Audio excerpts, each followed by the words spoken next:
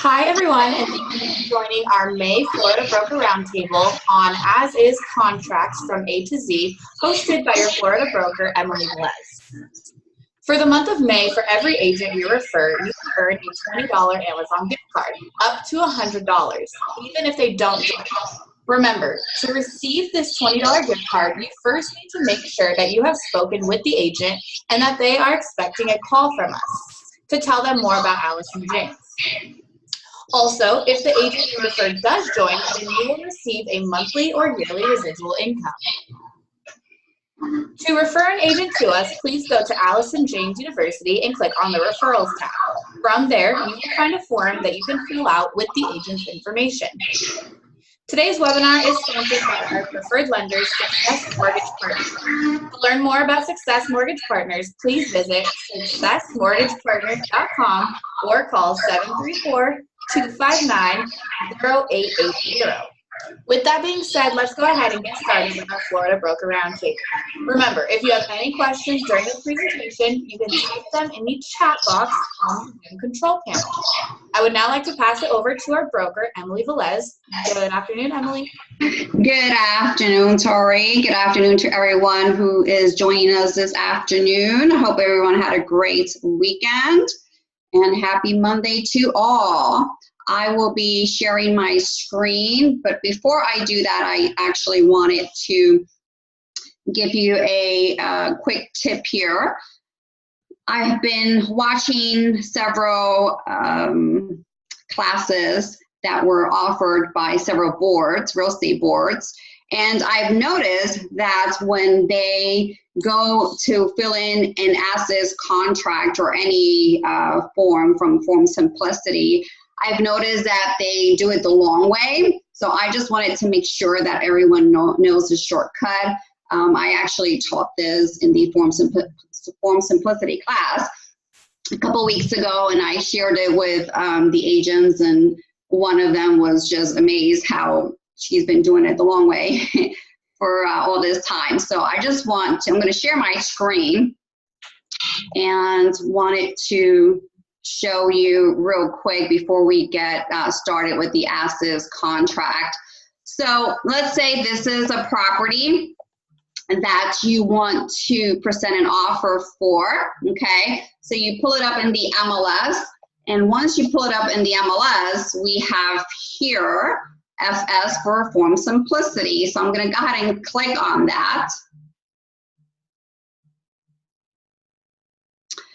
And we're going to go ahead and close that window.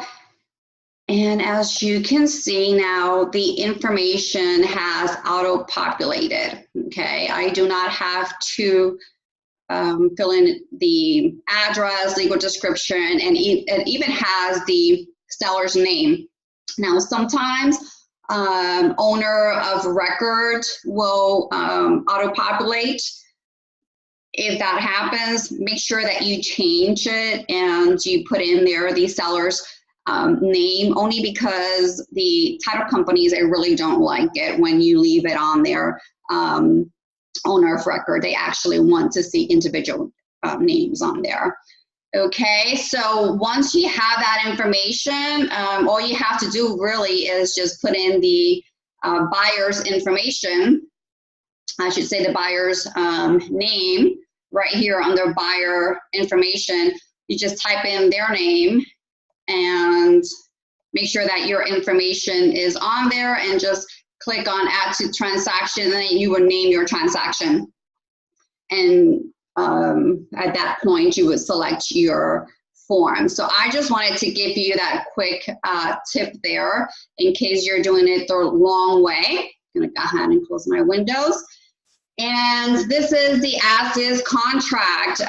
It is the most popular contract, most common one nowadays. Reason being is because it is a clean contract. And it's really a win-win situation for both the buyer and the seller. For the seller, because he is offering the property as is, he's selling it as is, he's not warranting any items, and he is not obligated, or he's not making a commitment up front to make repairs. With the buyer can get out of the contract within the home inspection period for any reason. They do not have to give a reason. They could just say, thank you very much.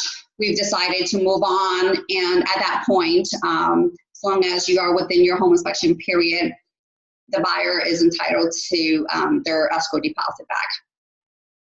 So with that said, wanted to run something by you real quick as well. I know I have mentioned this in the past, but I am still getting contracts that the initials or signature does not match the name of the seller or the buyer. Reason being is because the buyer or the seller is an entity, corporation, an LLC, nonprofit, and the agent is using .loop or the digi sign. So for the initials and signature, I'm still getting the initials and the signature of the entity and not the individuals. Remember, entities do not sign contracts, okay? It is an individual. It has to be an authorized individual of the entity that has to initial the contract and sign the contract. So please keep that in mind. Like I said, I'm still getting contracts that I'm having to reject for that reason. With that said, we'll move on here to street address, located in county, Florida, tax ID number, legal description. All this is going to auto-populate, okay, from the tax records. Line number 20 and 23, keep in mind, if there is a washer and dryer at the property and the washer and dryer do not convey, make sure you put it on line number 23 where it says it's excluded, because if the buyer sees a washer and dryer at the property, they're going to assume that it does convey. So if it doesn't, make sure you put it on there. We haven't had any issues yet with a washer and dryer, but I have in the past, I've had seen some issues due to the fact that it was at the location and it was not excluded from the contract. Even though if it's not on line number 23, the washer and dryer, if it's not listed on there, it's not going to convey, but buyers don't know this, okay? We know this as realtors, as real estate agents, we know this, but the buyer does not know it. So it's better to put it in writing. If it's not that way, they are clear that it is not going to convey with the property. Section number 2 for purchase price, in deposit, that needs to be filled in, and the escrow information, name, address, and phone number, escrow agent information, name, address, and phone number. Those 3 things, I've mentioned this before, they are required. It is Florida Administrative Code that it has to be on there. I understand that we got escrow receipts from the title company and that information is on there, but this is a contract. And both buyer and seller need to know, and it needs to be disclosed to both buyer and seller where the escrow money is going to be held at. So those 3 things are required in all contracts, I should say. For financing, I have had agents that have asked me, do I need to put something in there? And the answer is yes. If the contract requires financing, then yes, you do have to fill that in. Now, what you don't have to do is for line number 40, letter E, the amount, you don't have to put in there an amount. You could actually put in their balance. That's perfectly okay. But just keep in mind that you will need a purchase price, deposit amount, and the financing, either expressed as a dollar amount or percentage. Moving on to the next section, section number 3. I actually had an agent who thought that he didn't have to put a date on there. Well, I'll take that back. he thought that he had to put there like 5 days after he submitted the offer because it gave them time to negotiate, okay? That's not what that paragraph is saying, okay? I'll read it. It says, if not signed by buyer and seller and executed copy delivered to all parties on or before blank, this offer shall be deemed withdrawn, and the deposit, if any, shall be returned to buyer. So when you prepare offers, you want to get a response back from the seller as quickly as possible, okay? So if you put there 5 days, you're giving them 5 days to get back to you. This is not what we want. We want to get a fast response from them because we want to, we want to hurry up, negotiate this deal, get this property under contract for the buyer. So I always do 24 hours, okay? Even if it's like on a Saturday, I still give them till Sunday. I want to know as quickly as possible because if the seller is not going to negotiate with us, then I want to go ahead and know it sooner than later and move on to the next property, okay? So keep that in mind. If you are in an area such as Sarasota, Venice, where there's a lot of retirees and there's multiple sellers because the parents have passed away. Now the kids are the ones selling the property. Sometimes you have 4 sellers and sometimes they are overseas. So due to the time and all that, time difference and all that, you may have to be flexible on that, and that's perfectly fine. But you don't want them to have a whole week, okay? You don't want them to have this offer for a week and then they go ahead and get another offer that's better than yours, okay? So keep that in mind.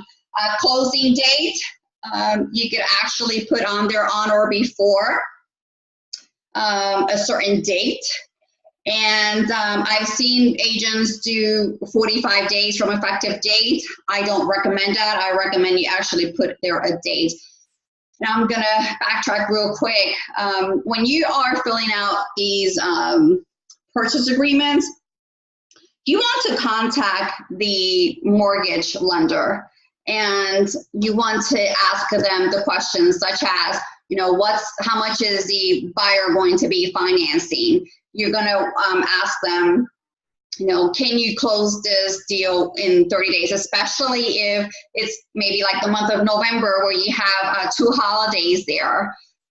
Always keep that in mind. I always talk to the mortgage broker before filling these out. I get phone calls from agents asking me questions, and I have to tell them, well, that's going to depend on the mortgage lender. You really need to speak to them, because they're the best person to speak to and tell you when can they go ahead and get this deal closed or not, okay, by when. Moving on, section 7 for assignability. So we do want to check the third box there where it says may not assign this contract. You can also check may assign but not be released from liability under this contract. You can do that as well, especially if the buyer is undecided and they later on want to possibly purchase the property in their trust name. That's a possibility. If you put may not assign this contract, then they won't be able to do that without you having to create an addendum. But if you select may assign but not be released from liability under this contract, then you may do that without having to prepare an addendum. Section F8 for financing. Just wanted to mention, if you do have a cash buyer, just always remember that the title company will not order a survey if you do not ask them to order one for you. Okay, so always keep that in mind. For 86 of financing, section, make sure that your pre-approval matches what's on the contract, okay? If you have a pre-approval, it's gonna say what type of product it is, whether it's conventional, FHA, or VA. So we want to make sure that the pre-approval matches whatever it is that you are going to check off in the purchase agreement, especially if you are the listing agent. If you are the listing agent, you should be looking at the pre-approval letter and you should be comparing it to what's on the contract, okay? Keep that in mind. We already had a situation where it was a FHA buyer, but the contract stated it was a conventional product, and an FHA appraisal was ordered. And when the FHA appraisal came back, that was when both the agent, the listing agent, and the seller found out it was an FHA appraisal that had been done on the property when it was never stated on the purchase agreement. And that created some issues. So we want to make sure we are representing the seller, okay, that we are getting a pre-approval before even having our seller accept an offer, okay? So make sure that you look at that FHA pre-approval letter, and that you're picking up the phone and you're talking to the lender. Don't be afraid to pick up the phone and talk to the lender and ask questions. You want to make sure that before your seller accepts an offer, that this buyer has been a buyer that has not only been pre-approved, but that the lender has checked credit, okay, and also at least seen some, proof of income, that the lender has seen some proof of income, because otherwise it's just a piece of paper, okay, and anyone can get a piece of paper from the internet. So we want to make sure that we are looking after our sellers. Moving on with the loan commitment, the loan approval period. Make sure that if you do not get your loan commitment on time, that you are asking the seller to extend that period, okay? You want to do that in order to stay in contract. Otherwise, it will be a breach of contract. So make sure that you are doing that. I don't see that happening a lot, and we need to make sure, in order for us to protect our buyers, escrow deposit in their best interest. Moving on here to section 158. We have their seller shall designate closing agent, and then buyer shall designate closing agent, depending on which county you are in.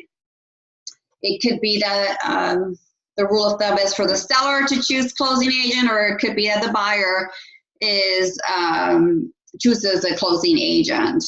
I always have the buyer, if I'm representing the buyer, I always have the buyer select the escrow agent, because I want the buyer's best interest. I want someone to be working for their best interest and making sure that they're watching out after them. So moving on here, home warranty. If you are an AJI agent that is selling a property, then you are required to provide a home warranty for the buyer. So keep that in mind.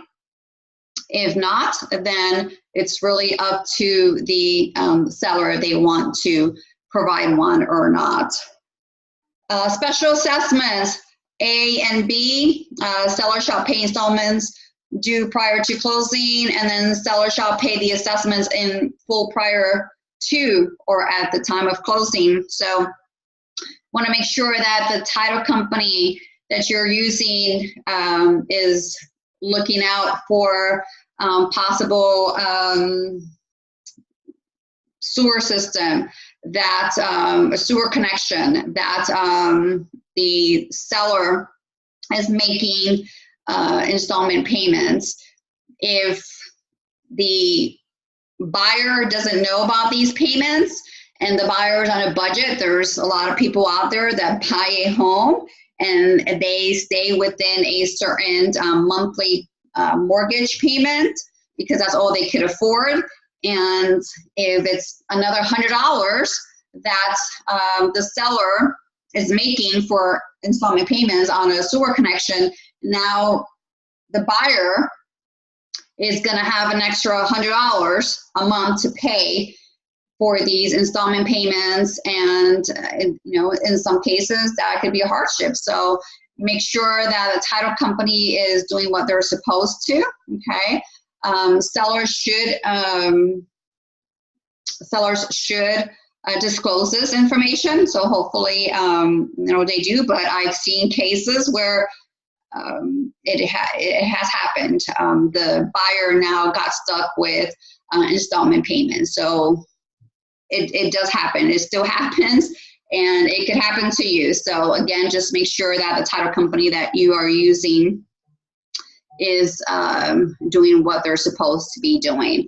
Disclosures, as you know, the ASIS contract was written by Florida attorneys, so we really don't need to read through this and go over it. There is here a section, I'll stop right here though. For property inspections and right to cancel, I'm still getting phone calls from agents that are representing the buyer, and when they cancel within the home inspection period, the listing agent tries to tell them, no, you can't cancel because they haven't given a deposit or they haven't inspected the home. Whatever the case, okay, just know that if the buyer elects to cancel the contract within the home inspection period, they can exercise that right because it's written here on section 12, okay? They could get out of the contract within the home inspection period without any reasons, okay? So know that, okay? I know that, some listing agents out there, either they don't know the business or they're just trying to lock the buyer into buying the property. No, they cannot do that, okay? So keep that in mind. That's why we use the ASIS contract. This is why we like using the ASIS contract, for that same exact reason. And I'm gonna stop right here too. I've mentioned this before in regards to the effective date, and I'm actually gonna scroll back up and I'm actually gonna go to that section just so we are clear on this. Section 3, where it says there, letter B, the effective date of this contract shall be the date when the last one of the buyer and seller has signed or initialed and delivered this offer or final counter offer. So the one part that I see agents seem to miss is the part where it says has signed or initialed and delivered, okay? That one last part there, delivered, that is the key word. I have agents that tell me, okay, well, this is our effective date. And I said, okay, I asked them, who was the last party that signed or initialed? And they say, well, either the buyer or the seller. And I say, okay, so when was it delivered? And then they tell me it was the next day. So I tell them, well, then the next day is the effective date, because that's when you delivered the offer. It's not only when the last party signed and initialed, but it's also when you delivered it. So if you met with your client on a Saturday, okay, if you met with your seller on a Saturday, you accepted an offer, you met with the seller on Saturday, he signed it, executed it, initialed it, and you did not deliver that to the buyer's agent that day, you waited until the next day, Sunday, to deliver it to the buyer's agent. Now that is your effective date, is the day you delivered it. Just because the seller signed it the previous day does not mean that that is the effective date. The effective date is when it was signed and delivered. So in this case, it wasn't delivered till Sunday, so that becomes your effective date. Always, always, always know when your effective date is, because if you don't know when your effective date is, you don't know when your home inspection period ends. You don't know when your loan commitment is due by, okay? These are all very important dates that we must know, because we need to protect our buyers' escrow money, okay? You do not want to be involved in an escrow dispute because you didn't know when your effective date was. One item here that I would like to cover is section 15 for buyer defaults, okay, line 31.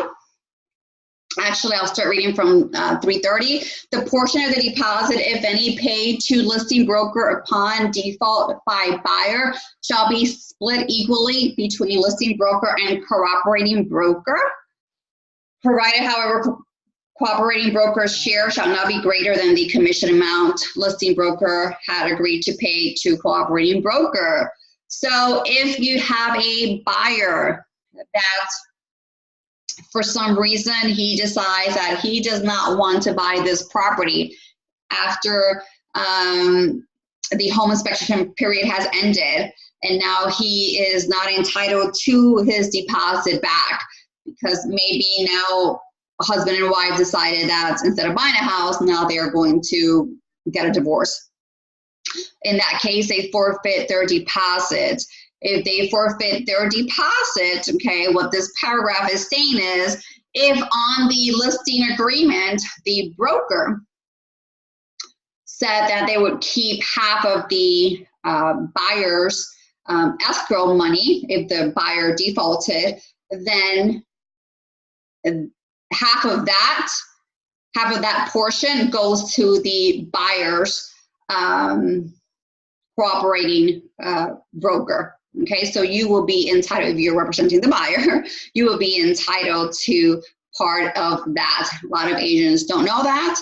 Okay, it's in a way hard to prove, only because you would hope that the listing agent will be honest and tell you that yes, they actually put on the listing agreement that they were going to keep the buyers, or a portion of the buyers, escrow money, and then you would hope that they'll be honest about the amount as well, because again, you will be entitled to half of that according to what's written in here. Okay. Actually, I'm going to backtrack here for a little bit. There is a section here too that I want to go over. That is section 5, extension of closing date. So in this paragraph, paragraph A, it does tell us that if due to the CD disclosure not being available on the 3 days that needs to be issued by before closing, if it is not available 3 days prior to closing, and now due to those requirements, to the CFPB requirements, the closing date has to be changed. It tells us in this paragraph that it will be automatically, the closing date will be automatically extended. It shall not exceed 10 days. Okay, so if it's due to a CD, okay, if the closing date gets moved due to the CD requirements, we do not have to create a extension for the closing. Okay. Only for that reason. That is the only case, okay, that we do not have to, of course, or hurricanes or storms, something like that. But if it's due to the CD not being on time, issued on time, or approved on time by the bank, then we do not have to create a closing extension. If you want to create one, by all means, that's perfectly fine with me. I don't mind that, but I'm just letting you know in case, because you will sometimes get agents that will ask you to create one when you don't need to, okay? Finally, section 19, just want you to know that when I review files, I will be looking at this page and I will be seeing what you have checked off. So if you checked off FHA financing, I'm going to be looking for an FHA financing addendum.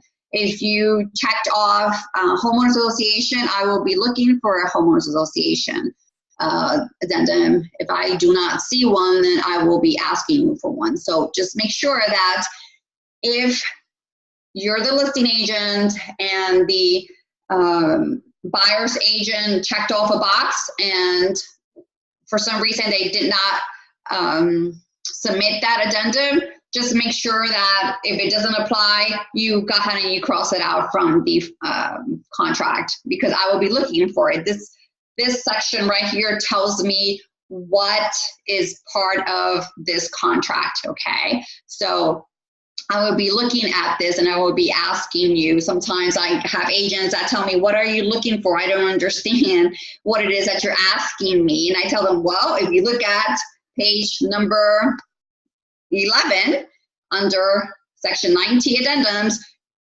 the box for short sale is checked off. That's why I'm asking for it, okay? Terms. For those agents that like to pass on the transaction fee, the $425 transaction fee to the buyers, okay, if you want to incorporate it in there, I strongly suggest you do. That way the title company sees it and they know to charge the customer, the buyer. Otherwise, you'll have to provide the title company the property information agreement disclosing the 425. And if you forget to do that, then the title company won't know to debit the buyer the 425. And sometimes you get stuck with it because you missed it on the CD and the title company never took the money from the buyer. So now you get stuck paying for it. So if you want to incorporate it there under section 20, I strongly suggest that you do. That way it's disclosed. And then finally, remember the buyer and the seller. You need the buyer's and seller's signature. And for section line 615, I see agents there put in their commission amounts. I know that some brokerages do require it.